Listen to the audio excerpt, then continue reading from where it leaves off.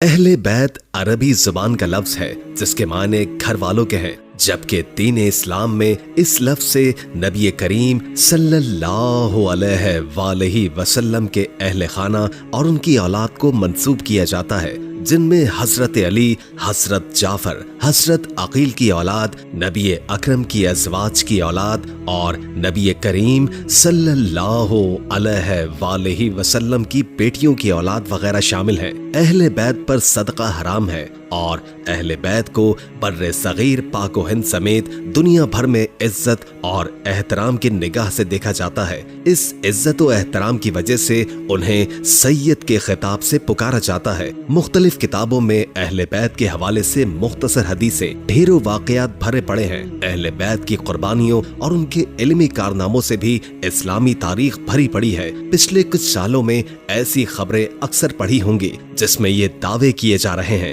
کہ ملکہ برطانیہ دوم کا شجرہ نسب محمد صلی اللہ علیہ وآلہ وسلم سے ملتا ہے۔ یہ خبر اتنی پھیلی کہ برطانوی جریدے میں نیوز ٹائمز آف لندن سمیت دنیا کے بہت سے میگزینز اور اخبارات نے انہیں شامل کیا گیا، اسے صفحہ اول پر جگہ دی۔ ناظرین، برطانیہ میں ایک ادارہ برطانوی اشرافیہ اور شاہی خاندان کے بارے میں تحقیق کرتا رہتا ہے۔ یہ ادارہ 1826 میں وجود میں آیا، جو کہ پورے برطانیہ میں نسب نامے کے علوم کا ماہر سمجھا جاتا تھا۔ یہ ادارہ وقتاً فوقتاً مختلف افراد کے سروں پر مبنی کتابیں چھاپتا رہتا تھا، جو کہ کافی مقبول ہوا کرتی تھیں۔ 1986 میں اس ادارے نے ایک رپورٹ شائع کی جس میں دعویٰ کیا گیا تھا کہ برطانوی شاہی خاندان کی رگوں میں عرب مسلمانوں کا خون دوڑ رہا ہے اور ان کا سلسلہ نسب حضرت علی سے جا ملتا ہے۔ اس ادارے کے ڈائریکٹر نے یہ رپورٹ اس وقت کے برطانوی وزیر اعظم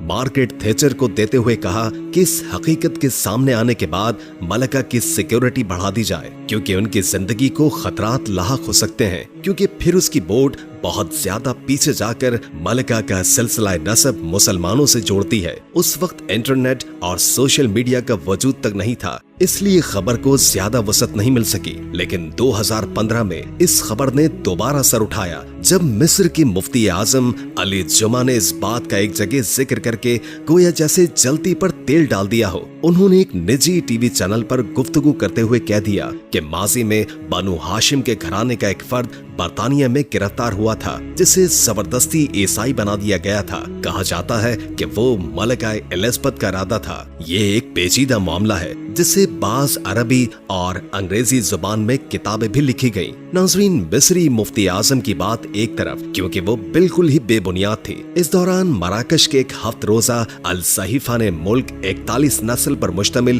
تفصیلی شرح نخبۃ الفکر اور ان کا رشتہ حضرت محمد صلی اللہ علیہ وآلہ وسلم سے جوڑ کر گویا مہر تصدیق لگانے کی کوشش کی۔ مراکش کے ہفت روزے کی خبر پر ایک اخبار نے تنزیہ لکھا کہ پھر تو ملکہ برطانیہ کو دنیا کے تمام مسلمان ملکوں پر حکومت کا حق بھی حاصل ہونا چاہیے۔ 2015 میں اخباروں میں جو تفصیلی جرا تھے ان کے مطابق 1000 سال پہلے ملکہ برطانیہ کے آباء و اجداد میں سے ایک مسلمان خاتون ایسی ہیں جن کا تعلق اندلس کے مسلمان شاہی خاندان سے تھا۔ ناظرین، ہم سبھی جانتے ہیں کہ اندلسی اسپین پر مسلمانوں نے ایک طویل عرصے تک حکومت کی، جس میں مختلف شاہی خاندان برسر اقتدار آئے۔ انہی خاندانوں میں سے ایک بنو عباس تھا جنہوں نے 1400 عیسوی سے لے کر ایک قانونی حکومت کی۔ اس خاندان کا آخری حکمران محبت میں مرا تھا، جو کہ ایک عمدہ شاعر تھے۔ علامہ اقبال نے بھی جب اسپین کا دورہ کیا تو وہاں مسلمانوں کی حکومت کے آثار اور مسجد قرطبہ دیکھ کر رو دیے اور وہاں کے سارے واقعات اپنی شاعری میں سموتے۔ اقبال کی بانگ درا میں موجود نظم قید خانے میں معتمد کی فریاد دراصل اسی معتمد بن عباد کی عربی نظم کا ترجمہ ہے جو اس نے قید خانے میں لکھی تھی، کیونکہ موت بادشاہ تھے جنہیں بعد میں قید کیا گیا۔ ناظرین، شمالی افریقہ سے تعلق رکھنے والے جنگجو یوسف بن تاشفین نے جب اسپین پر حملہ کیا تو اس نے مسیحی اور مسلمان حکمرانوں کو شکست دے کر چیمپئن کے بڑے حصے کو اپنی حکومت میں شامل کر لیا۔ یوسف بن تاشفین اور اس کے برابر قبائل کو بادشاہ کی زندگی بالکل پسند نہ تھی، اس لیے انہوں نے بادشاہت میں بن عباد کو گرفتار کر کے رکھ دیا اور वहीं उनका इंतकाल हुआ। अल्लामा इकबाल की तर्जुमा शुदा नज्म उसी दौर में लिखी गई थी।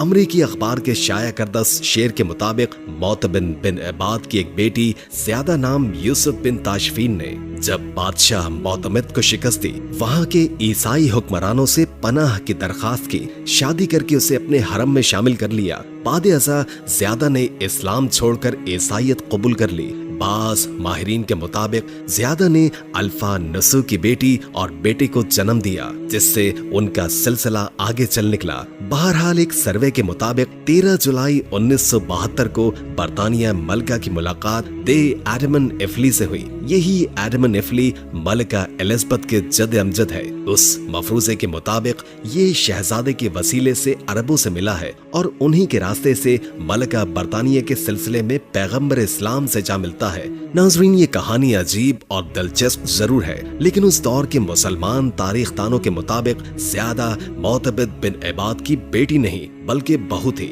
इस बारे में मुसलमानों की बात ही ज्यादा काबिल एतबार ठहरेगी। दूसरी बात ये कि किसी तरह बेटी भी मान लिया जाए, तब भी ये साबित करना मुश्किल है कि बादशाह वक्त बना बरतानवी इदारे प्रेस के मुताबिक मोतबिद बिन इबाद का सिलसिला ऊपर जाकर 12वीं अल-ज़हरा बिन्ते हुसैन से जा मिलता है, जो कि इमाम हुसैन यानी नवासा रसूल की पोती थी। जबकि अगर तारीख की मुस्तनद किताबों को पढ़ा जाए तो उसमें हुसैन बिन हसन की किसी से जिक्र नहीं मिलता।